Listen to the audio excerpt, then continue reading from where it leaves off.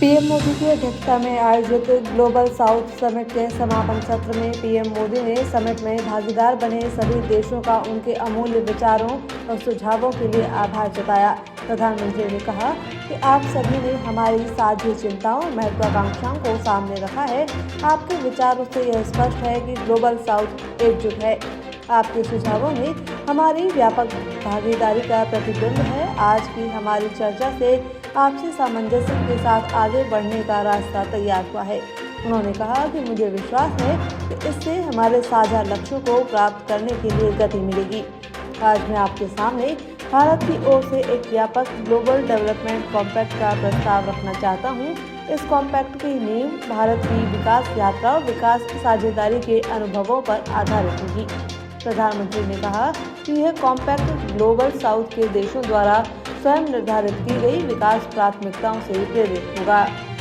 भाजपा ने Kolkata doctor rape हत्या मामले में कांग्रेस को आड़े हाथ लिया है। पार्टी के राष्ट्रीय प्रवक्ता संबित पात्रा ने प्रेस कॉन्फ्रेंस कर कहा कि प्रियंका गांधी ने कहा था कि लड़की हूँ, लड़ सकती हूँ, तो क्या राहुल गांधी और प्रियंका गांधी कोलकाता जाएंगे? कर्नाटक के घोटाले और पश्चिम बंगाल में महिला डॉक्टर के साथ हुई रेप और हत्या के मामले को लेकर निशाना साधते हुए पात्रा ने कहा, हाल ही में कांग्रेस और टीएमसी के सांसदों ने संविधान के प्रति अपने हाथ में लेकर संसद सदस्यता की शपथ ली थी, लेकिन किस प्रकार से इंडी गठबंधन के नेताओं और उनकी राज्य सरकारों द्वारा संविधान की धज्जियां उड़ाई जा रही हैं, यह पश्चिम बंगाल और कर्नाटक दोनों जगह देख रहे हैं।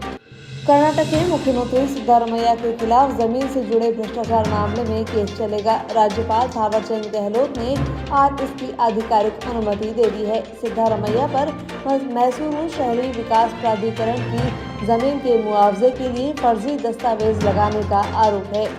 26 जुलाई को राज्यपाल ने नोटिस जारी कर सीएम से 7 दिन में जवाब मांगा था। 1 अगस्त को कर्नाटक सरकार ने राज्यपाल को नोटिस वापस लेने की सलाह दी और उन पर संवैधानिक शक्तियों के दुरुपयोग का आरोप लगाया। MUDA घोटाले में मुख्यमंत्री सिद्धारमैया, पत्नी, साले और कुछ अधिकारियों के खिलाफ शिकायत की गई है। एक्टिविस्ट TJ अब्राहम, प्रदीप और स्नेहमयी कृष्णा का आरोप है कि सीएम ने MUDA अधिकारियों के साथ मिलकर महंगी साइट्स को धोखाधड़ी से हासिल करने के लिए फर्जी दस्तावेज लगाए।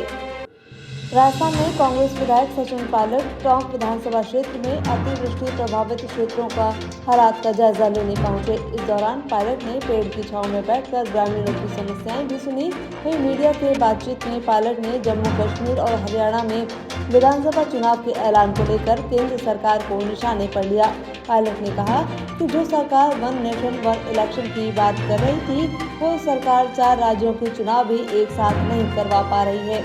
उदयपुर हिंसा पर उन्होंने कहा कि लोग अफवाहों पर ध्यान न दें और सरकार को सख्ती से क्षेत्र में कानून व्यवस्था स्थापित करनी चाहिए।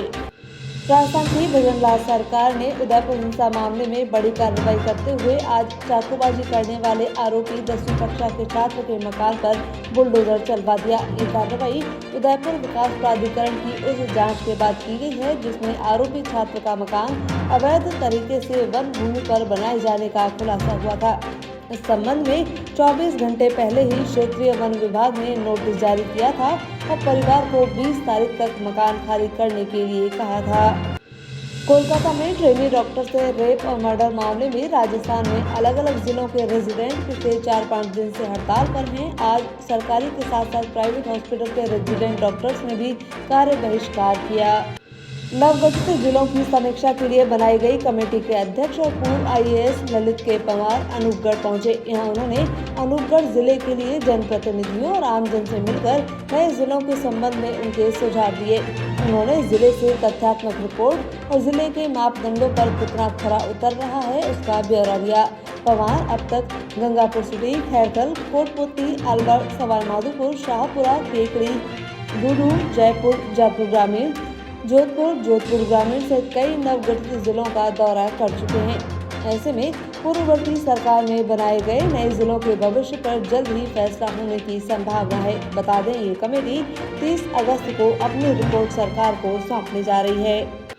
बहरोल में अनंतपुरा स्थित महाराणा प्रताप क्षेत्रीय प्रशिक्षण केंद्र में CISF के 48वें बैच के कांस्टेबल GD का दीक्षांत समारोह आयोजित हुआ। इस पासिंग आउट परेड में 1014 जवानों ने कर्तव्य निष्ठा की शपथ ली। 15 अक्टूबर को शुरू हुआ यह बैच 24 सप्ताह के कठिन प्रशिक्षण के बाद आज पास आउट हुआ। समारोह के मुख्य अतिथि CISF के IG अजय कुमार रहे। उन्होंने परेड का निरीक्षण किया। मुख्य अतिथि ने कहा कि CISF पिछले 55 सालों में देश की सेवा में लगा हुआ है और उसके अद्भुत कौशल और कार्यशैली के कारण यह देश की महत्वपूर्ण संस्थानों में अपनी सेवाएं प्रदान कर रहा है। नागौर के मेड़ता सिटी में मनाए जा रहे 520वें मीरा महोत्सव के 7वें दिन चारभुजा मंदिर में अखंड हरि कीर्तन आयोजित हुआ। 8 दिन तक रजत रेवाड़ी के समक्ष अखंड हरि कीर्तन होगा। वहीं मीरा महोत्सव के तहत मीरा मंदिर में श्रद्धालुओं का तांता लगा रहा। पीपा क्षत्रिय दर्जी समाज के श्रद्धालुओं ने मीराबाई के भजन इस मौके पर प्रस्तुत किए। प्रदेश के विभिन्न जिलों में लगातार हो रही बारिश से प्रदेश के बांधों में जमकर पानी की आवक हो रही है। टोंक जिले में स्थित पीसलपुर बांध ने इसके चलते 1313 मीटर का आंकड़ा पार कर लिया है। आज दोपहर 2 बजे बांध का जल स्तर 313.13 मीटर पर पहुंच गया। बता दें, बांध की कुल क्षमता 315 मीटर की है।